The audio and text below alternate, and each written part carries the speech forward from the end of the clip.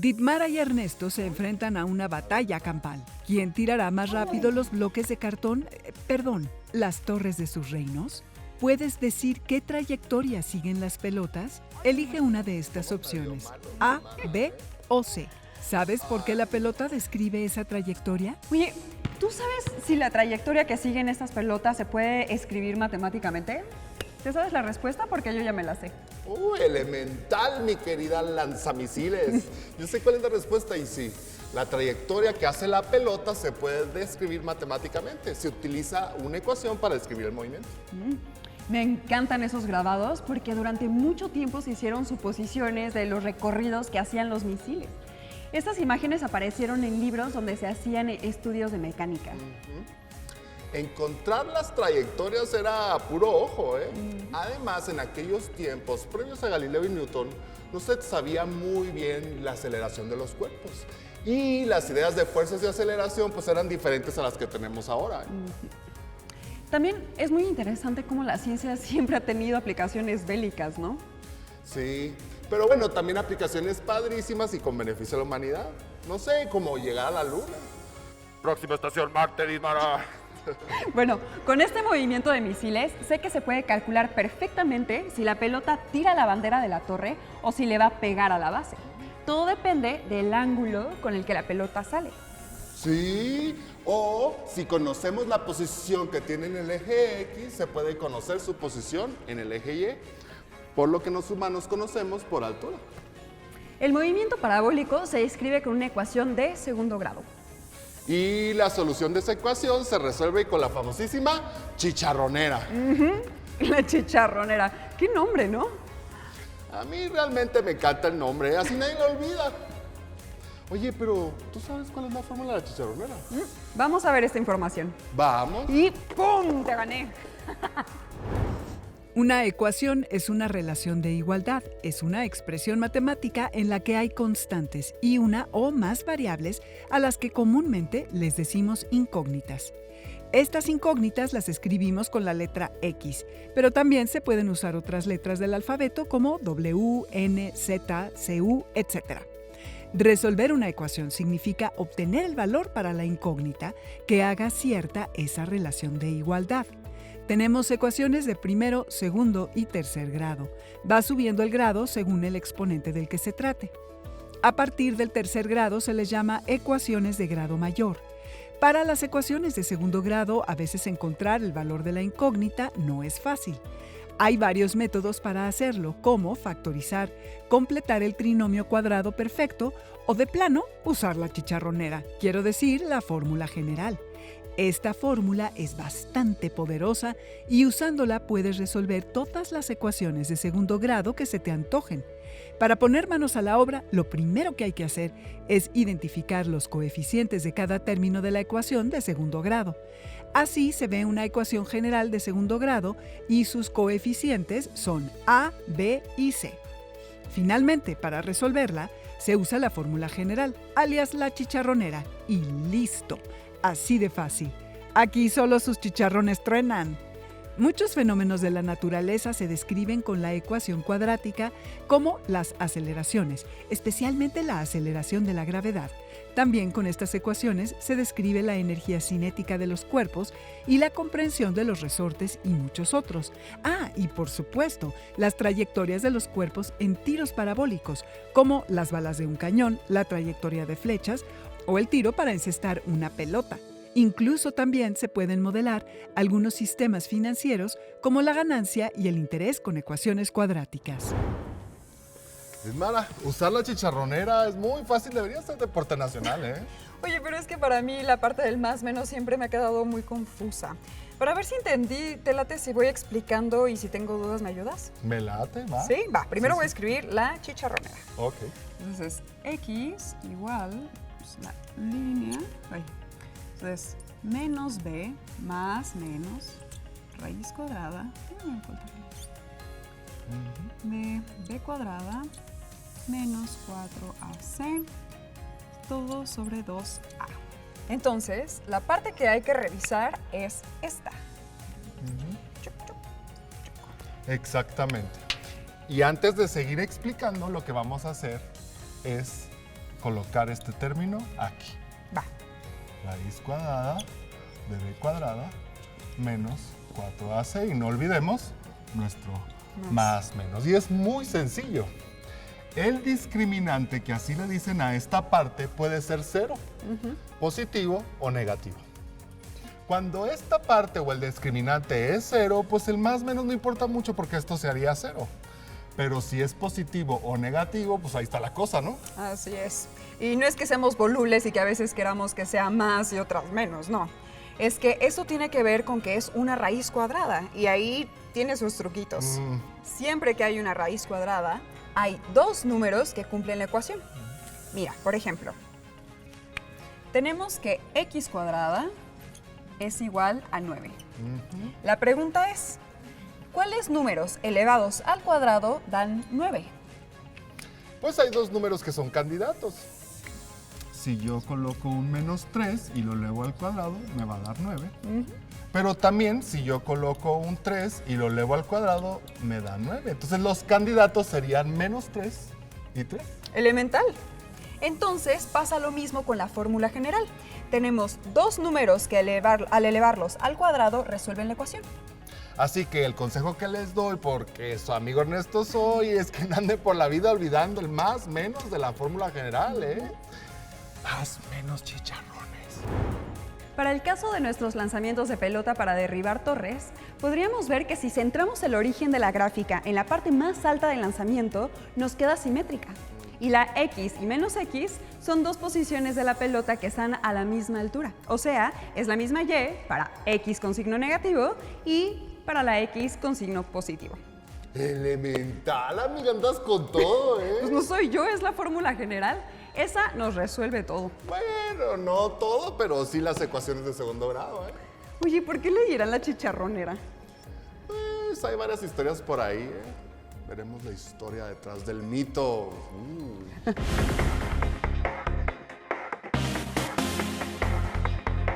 Yo se había oído esa expresión de la chicharronera desde que estaba en la secundaria o en la prepa, no me acuerdo. Pero pensé que era cosa de mi profesor. Nos contó una historia. Esperen, la estoy recordando. No, hombre, a nivel nacional se conoce como la chicharronera. Yo creo que fue una fama que se fue ganando sin prisa, pero sin pausa. Y a estas alturas ya nadie sabe cómo se obtuvo el nombre. Creo que hay varias historias, ¿eh? Ninguna comprobada por historiadores ni nada por el estilo. Lo que no sé es si en otros países le digan así o tenga otro apodo o ninguno. Ya me acordé. Mi profe me dijo que se llamaba así porque cualquiera que haya estudiado la secundaria se la sabe. Y dijo una expresión como, hasta las personas que venden chicharrones se la saben. De ahí lo de chicharronera, como refiriéndose a que no importa lo que te dediques, seguro te la sabrás y la recordarás para siempre. A mí la expresión esa no me gustó mucho, me pareció muy despectiva, pero pues bueno, me la aprendí y así le digo. Creo que nada más por seguir la corriente.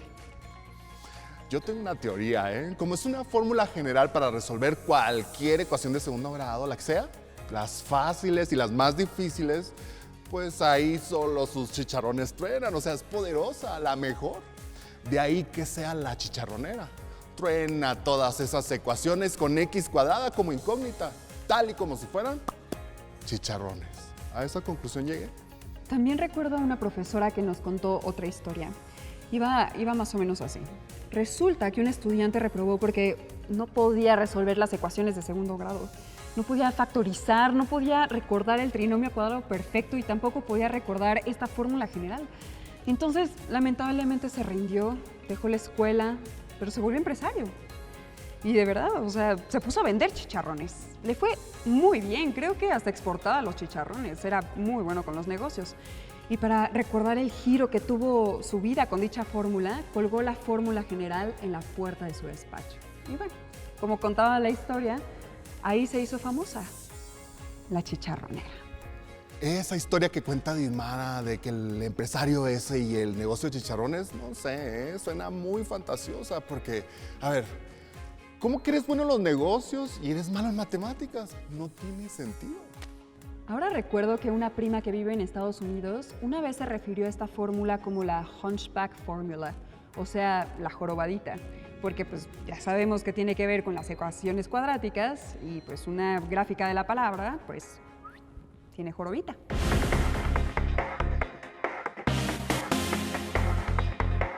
Hoy estamos con la maestra en Ciencias María Eugenia Vega Flores. Ella tiene especialidad en Matemática Educativa por parte del CINVESTAF del Instituto Politécnico Nacional. ¿Qué tal, maestra? Bienvenida al programa. Hola, ¿qué tal? Buenas tardes. Muchas gracias por la invitación. El día de hoy podría platicarnos qué es una ecuación y cuántos tipos existen. Una ecuación es una igualdad entre dos expresiones en donde buscas que el lado izquierdo sea igual que el lado derecho. Para poder identificar una ecuación es necesario saber sus elementos. Primero, el signo de igual. La o las incógnitas, los coeficientes y los términos independientes. Existen de muchos tipos. Los más comunes son las polinómicas, como son las lineales, las cuadráticas, las cúbicas y de orden superior. Por ejemplo, en una ecuación cuadrática del tipo ax cuadrada más bx más c igual a 0, a y b son los coeficientes. C es el término independiente y la incógnita es x.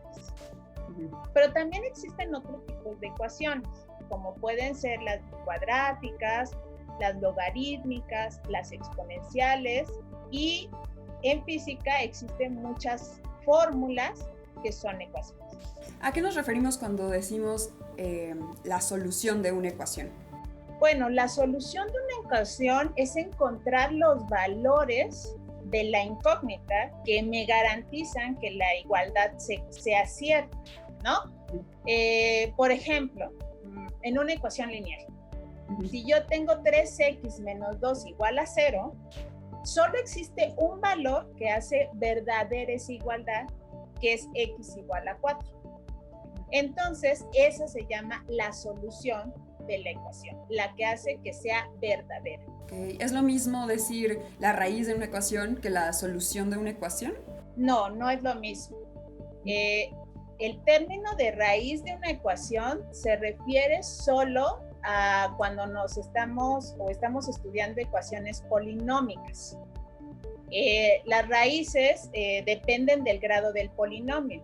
Entonces, las ecuaciones de primer grado solo tienen una raíz, las ecuaciones cuadráticas tienen 2 raíces y así sucesivamente dependiendo del grado del polinomio. En esos casos nos referimos a la raíz de la ecuación, pero en ecuaciones logarítmicas exponenciales solo nos referimos a la solución de la ecuación. Ok, y cuando hablamos de funciones y ecuaciones, ¿estamos hablando de lo mismo? No. Okay. No. Las ecuaciones es una igualdad entre dos términos y una función es una relación entre dos conjuntos. A grosso modo, imaginemos que este es mi conjunto inicial y este es mi conjunto final. Una función o una función es la relación que hay entre este conjunto y este, de tal suerte que a cada término de este conjunto le corresponde un elemento del conjunto de salida. Entonces, a grosso modo, esto es una función. Ahora, en un caso mucho más concreto, imaginemos que tenemos f de x igual a x cuadrada menos 9. Esa es una función. Y tenemos por otro lado x cuadrada menos 9 igual a 0. Sí. Eso es una ecuación. Si tú las escribes visualmente son muy similares. La diferencia con la función es que cuando tú le das valores a x, tú vas a encontrar una cantidad de f de x numerosa, es infinita en realidad. Tú puedes hacer, no sé, una tabla de valores, x igual a menos 1, a 0, a 10, a 1000, el que quieras, y siempre te va a dar un f de x. Pero en cambio en la ecuación, solo hay 2 valores permitidos para que esa ecuación sea verdadera, que serían x igual a 3 y x igual a menos 3. ¿Pero hay algún modo en el que se relacionen?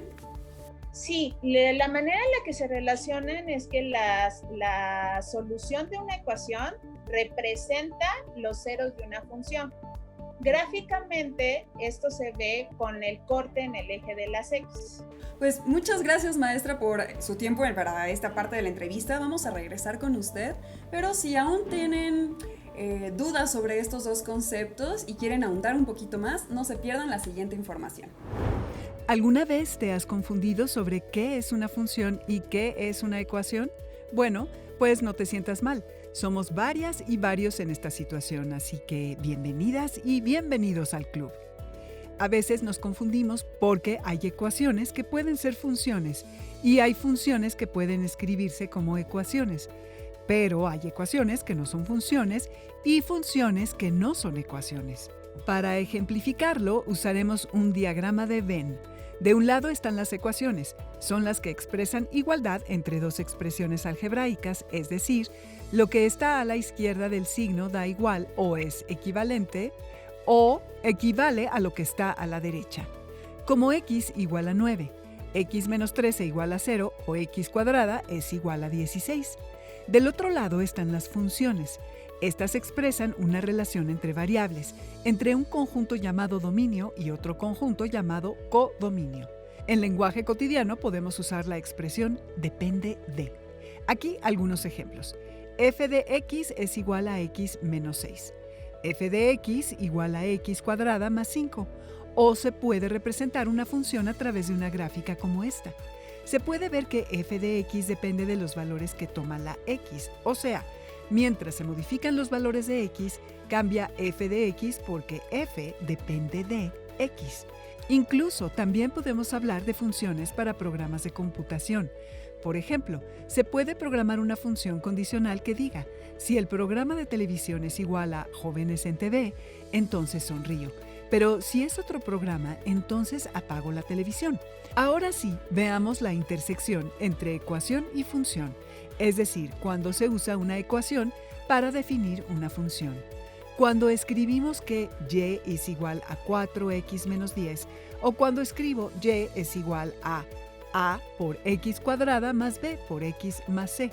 En ambos casos, y depende de x, o sea que para cada valor de x se puede encontrar un valor de y. Las ecuaciones de tiro parabólico pueden escribirse como una función. Para cada valor variable del proyectil en x hay un valor de y, o sea que para cada punto en el desplazamiento del proyectil en la horizontal se puede encontrar su altura. Bueno, entonces es más que claro que la respuesta a la pregunta que lanzamos al inicio es... B.